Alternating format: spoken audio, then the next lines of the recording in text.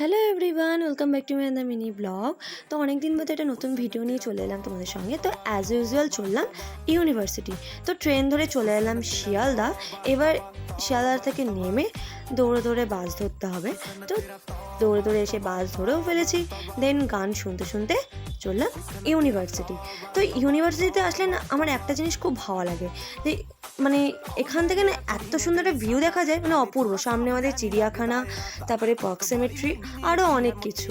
তো তারপরে চলে এলো আমার এই বান্ধবীটা। তো ওর সাথে গল্প করতে করতে একটু প্রকৃতি আবহাওয়া উপভোগ করছিলাম। সেদিন আকাশটাও খুব সুন্দর দেখাচ্ছিল।